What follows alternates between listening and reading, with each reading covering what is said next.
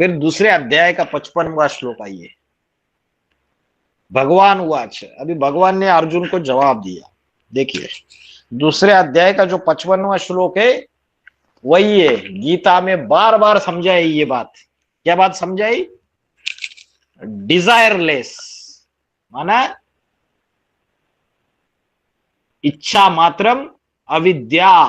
देवताएं कैसे होते हैं? देवताएं होते इच्छा मात्रम अविद्या, माना किसी भी लौकिक कामनाओं से इच्छाओं से परे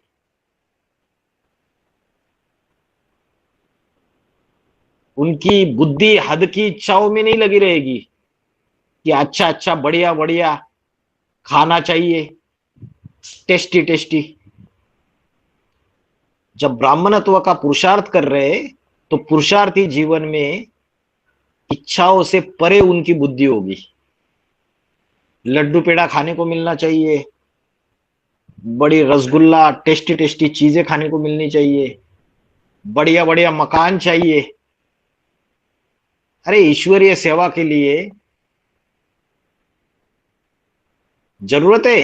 बाबा ने तो बोला है कम खर्चा वाला नशीन, सादा simple living and high thinking. सादा रहना, सादा खाना, सादा पीना और ईश्वरीय सेवा करना, उच्च विचारों को धारण करना, आत्मिक स्थिति का अभ्यास करना। जितना हम अपना तन मन धन ईश्वरीय सेवाओं में स्वाहा करेंगे तो हम हद की इच्छाओं में फंसेंगे क्या? तो दूसरे अध्याय का 55वां श्लोक, जो स्थिर बुद्धि पुरुष है, जो स्थित प्रज्ञ पुरुष है, उसको सबसे पहले क्या चीज में जीत हासिल करनी है? प्रजहाति यदा कामान सर्वान पार्थ मनोगतान। प्रजहाति, प्रजहाति माना त्याग देना। इसको त्याग देना, अपनी सभी कामनाओं को त्याग देना। इच्छाएं, जो अनेक अनेक इच्छाओं के जंजाल में हम फंसे हुए हैं। जाही जाही रीति राखे राम ताही विधि रहियो। अरे जैसे वो राम रख रहा है वैसे रहना चाहिए ना। ज्यादा इच्छाएं क्यों करनी चाहिए? जहां बिठाए जहां खिलाए जैसे चलाए, वो जैसे रख रहा है उसमें संतुष्ट होना चाहिए। तो क्या बोला? प्रजहाति, त्याग देना। किसको त्याग देना? कामान सर्वान पार्थ मनोगतान। ये मनसा के संकल्पों में जो अनेक अनेक कामनाएं, अनेक अनेक इच्छाएं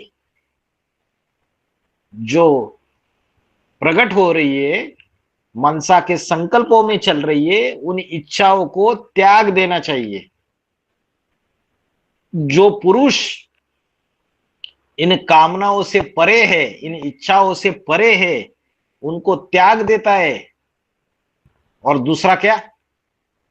आत्मन्नेव आत्मना तुष्ट, माना अपने आप से ही अपनी ज्योति बिंदु आत्मा में जो हमेशा संतुष्ट रहता है, वह पुरुष स्थिर बुद्धि वाला स्थित प्रत्यक्ष दोचते। वो स्थित प्रज्ञ स्थिर बुद्धि वाला कहा जाता है।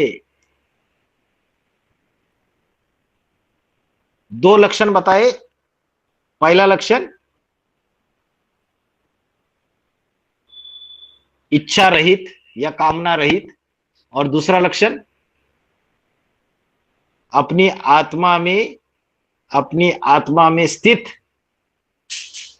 अपने को अपने आत्मा में स्थित करना और उसी में संतुष्ट रहना, बस कुछ नहीं चाहिए। अरे हाँ, हम वहां गए थे मधुबन में, वहां बहन जी ने मेरे को खाने के लिए पूछा ही नहीं, तो असंतुष्टता आ गई ना। अरे जो अपने आत्मा में स्थित है, नहीं पूछा, 1 घंटा नहीं पूछा, 2 घंटा 3 घंटे के बाद खाना मिल गया, खा गए, संतुष्ट रहे, आत्मिक स्थिति में स्थित रहे। अरे वो बहन जी ने मेरे से बात ही नहीं की, मैं गई, मेरे से बात ही नहीं की, मैं गया, मेरे साथ ऐसा व्यवहार किया।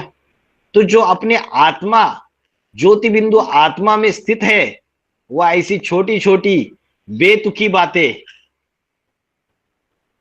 उसमें बुद्धि को फंसाएगा, उसमें मन को भरमाएगा नहीं, राई का पहाड़ बनाएगा, छोटी बात का बतंगड़ बनाएगा वो व्यक्ति नहीं बनाएगा। वो तो अपनी आत्मा में संतुष्ट रहता है, ये छोटी छोटी बातों की परवाह नहीं है उसको।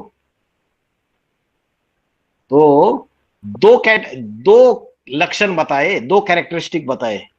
एक तो सबसे पहला कैरेक्टरिस्टिक ये बताया, जो अपनी सारी कामनाओं को त्याग देता है, इच्छाओं को त्याग देता है, और दूसरा अपनी आत्मिक स्थिति में ही संतुष्ट रहता है, वह पुरुष स्थिर बुद्धि वाला कहा जाता है। स्थित प्रज्ञस्य दोचते।